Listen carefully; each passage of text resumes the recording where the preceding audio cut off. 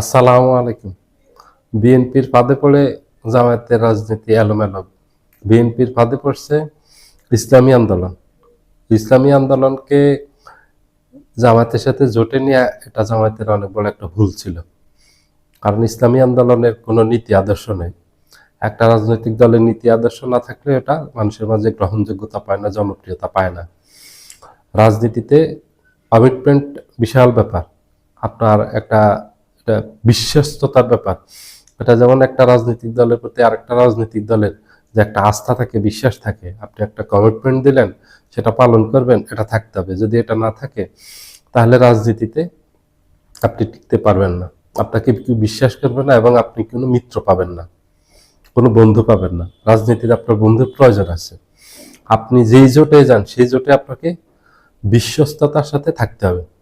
জোটের যত কলা কৌশল আছে, রাজনৈতিক যত কৌশল আছে, এগুলি নির্ধারণ করা হয় এবং এগুলি দায়িত্ব হলো গোপন রাখা। ইসলামী আন্দোলন জামায়াত ইসলামীর সাথে অনেক বড় একটা গাদ্দারি করেছে, যেটা বিএনপির ফাঁদে পড়ে করেছে। সেটা হলো কিছুদিন থেকে ইসলামী আন্দোলন জামায়াতের উপর বেশ চাপ দিয়ে আসতেছে আসন সমঝোতা নিয়ে। জামাতের কাছে 120টা আসন চেয়েছে। এটা প্রাথমিক অবস্থায় সবাই চাইতে পারে, 120টা কেন 200টাও চাইতে পারে। আলোচনার মাধ্যমে সেটা ঠিক হবে দুই দলের কে কত আসন পাবে, কত আসন নিবে। এবার নির্বাচনটাও একটু ব্যতিক্রমী। এই নির্বাচনে শুধু আসন দিলে হবে না, জিতে আসতে হবে। এটা খুব চ্যালেঞ্জিং প্রত্যেকটা রাজনৈতিক দলের জন্য, প্রত্যেকটা জোটের জন্য চ্যালেঞ্জ। বিএনপিও ওই হিসাবে নমিনেশন দিয়েছে, জামাত জোট থেকে ওই হিসাবে নমিনেশন দেওয়া হবে যারা বিজয়ী হয়ে আসতে পারবে, যাদের জনপ্রিয়তা আছে, যোগ্যতা আছে, শুধু চাইলে হবে না। সেই হিসাবে জোট করছে। জোট করে বিএনপি, জামাত ইসলামী আন্দোলন অনেকগুলি কর্মসূচি যৌথভাবে পালন করছে। 8 দলীয় জোট যেটা গঠন করলো, সকল বিভাগীয় মহাসমাবেশ করলো সফলভাবে, ব্যাপক জনসম্পৃক্ততা করতে পারলো, সাধারণ জনগণও ব্যাপক অংশগ্রহণ করলো, অনেকগুলি কর্মসূচি সফলভাবে শেষ করছে। ঠিক এখন নির্বাচনের আগ মুহূর্তে এসে ইসলামী আন্দোলন বেঁকে বসলো কেন? এমন কিছু আসন, ইসলামী আন্দোলন চেয়েছে যেগুলি জামাতের পক্ষে দেওয়া সম্ভব হবে না। এটা ইসলামী আন্দোলনও জানে। আপনার ধরেন ফেনীতে বেগম খালেদা জিয়ার যে ফুলগাজী ছাগলনাইয়া যে আসনটাতে উনি নির্বাচন করেন, এখান থেকে বেগম খালেদা জিয়া খুব জনপ্রিয়, এটা সবাই জানেন। এখান থেকে অন্য কেউ হবেন না। এখন এই আসনটা যদি বিএনপির কাছে যদি গণ অধিকার পরিষদ দাবি করে এটা আমাকে দিতে হবে, তখন কেমন হবে? ঠিক এই ধরনের আসনগুলি চেয়েছে জামাতের কাছে ইসলামী আন্দোলন, যেখানে জামাত অতীতের থেকে 1991 সাল থেকে ওখানে বিজয়ী হয়ে আসতেছে। সাতক্ষীরার 5টা আসনে, মাঝে 4টা আসনে 1991 সালে জামাত বিজয়ী হয়। আপনারা জানেন সাতক্ষীরাতে জামাতের অবস্থান খুবই ভালো পুরো জেলায়।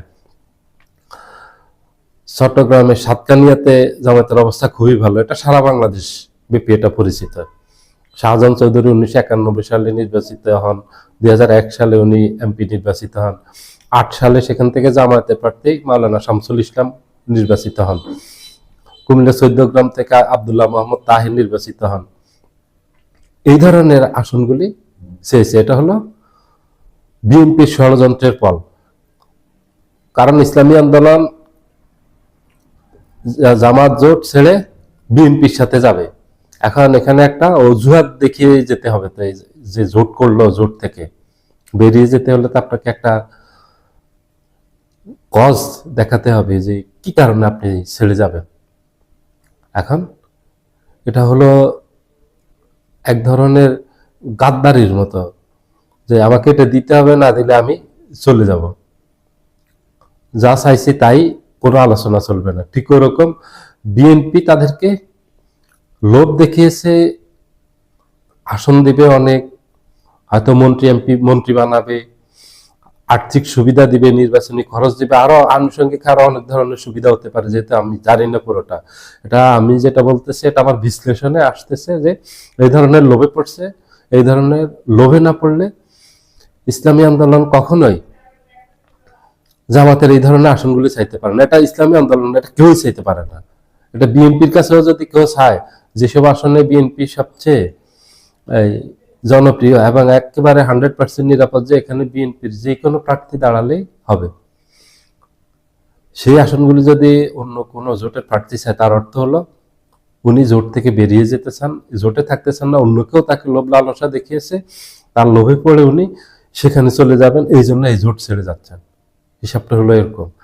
ইসলামী আন্দোলনের হিসাবটাও ওই ধরনের। বিএনপির ফাঁদে পড়ছে, বিএনপি ষড়যন্ত্রে পড়ছে ইসলামী আন্দোলন, পড়ে জামায়াত জোট থেকে বেরিয়ে যাচ্ছে জামাতের এই জনপ্রিয় আসনগুলি চেয়ে। এক। দ্বিতীয় হলো, আপনারা লক্ষ্য করলে দেখবেন যে বিএনপি পন্থী আমলাদের কারণে জামায়াতের অনেক জনপ্রিয় প্রার্থীর নমিনেশন বাতিল করে দিয়েছে। কক্সবাজার থেকে জামাতের কেন্দ্রীয় সহকারী সেক্রেটারি জেনারেল হামিদুর রহমান আজাদ, ওনার নমিনেশন বাতিল করে দিয়েছে। আপনার ঢাকার কেরানীগঞ্জের থেকে জামাতের প্রার্থী কর্নেল অবসরপ্রাপ্ত আব্দুল হক, ওনার নমিনেশন বাতিল করে দিয়েছে। এভাবে বাংলাদেশে অনেক জায়গা থেকে জামাতের অনেক জনপ্রিয় প্রার্থীর নমিনেশন বাতিল করে দিয়েছে। যেটা গত পরশুদিন হাসনাত আব্দুল্লাহ একটা ইঙ্গিত দিয়েছেন যে প্রশাসন বিএনপির দিকে হেলে পড়েছে, ঝুঁকে পড়েছে। এটা সত্যি। এবং হামিদুর রহমান আজাদা একই অভিযোগ করছেন এবং অন্যান্য দলের আরো অনেক প্রার্থী একই অভিযোগ করেছেন যে প্রশাসন বিএনপি প্রতি হেলে পড়ছে এবং বিএনপির ইশারা ইঙ্গিতে প্রশাসন জামায়াতের অনেক জনপ্রিয় প্রার্থীর নমিনেশন বাতিল করে দিয়েছে। এটা একদম যৌক্তিক, এই কথার একটা যুক্তি আছে, সত্যতা আছে। না হয় ঠুনকো কারণে জামায়াতের এসব প্রার্থিতা বাতিল হতে পারে না। একেবারে সাধারণ খুবই সিম্পল কারণে। কিন্তু তার থেকে অনেক বড় প্রমাণ আছে বিএনপির অনেক প্রার্থীর। রাজশাহীতে আছে অনেক প্রার্থীর, নওগাঁতে আছে, দেশের বিভিন্ন জায়গায় আছে, কক্সবাজারে আছে, চট্টগ্রামে আছে, যারা অনেক বড় ঋণ খেলাপি, একেবারে প্রমাণ আছে, কিন্তু তাদের নমিনেশন বাতিল করে দেওয়া হয়নি।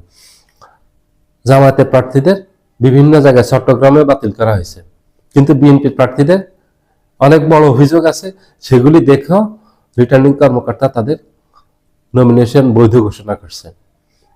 এটা কিসের ইশারা, এটা কার ইঙ্গিতে করা হয়েছে, এটার পিছনে কারা আছে? অবশ্যই এটার পিছনে বিএনপি আছে। দুইটার পিছনে বিএনপি আছে। জোট ভাঙ্গার পিছনে বিএনপির হাত আছে, ইসলামী আন্দোলনকে নেওয়ার জন্য এটা ওপেন সিক্রেট। দ্বিতীয় হলো, এটাও একেবারে প্রমাণিত, এই প্রশাসন বিএনপির হয়ে কাজ করার জন্য সর্বোচ্চ চেষ্টা করতেছে। এবং এই জন্যই বিএনপির যাদের একেবারে প্রথম দিকে নমিনেশন বাতিল হয়ে যাবে, বিএনপির এরকম অসংখ্য প্রার্থী আছে, তাদের বাতিল না হয়ে জামাতের প্রার্থীদের দেধারসে এই নমিনেশন পেপার বাতিল করে দিচ্ছে। এটা কিসের ইঙ্গিত এবং এটার পিছনে কারা? আপনি দেখেন, এটার পিছনে বিএনপি, আর অন্য কেউ নেই। আর অন্য কেউ আছে? আপনি আর একবার বিশ্লেষণ করে দেখেন তো আমার কথাগুলো। সবাই ভালো থাকবেন। আল্লাহ হাফেজ।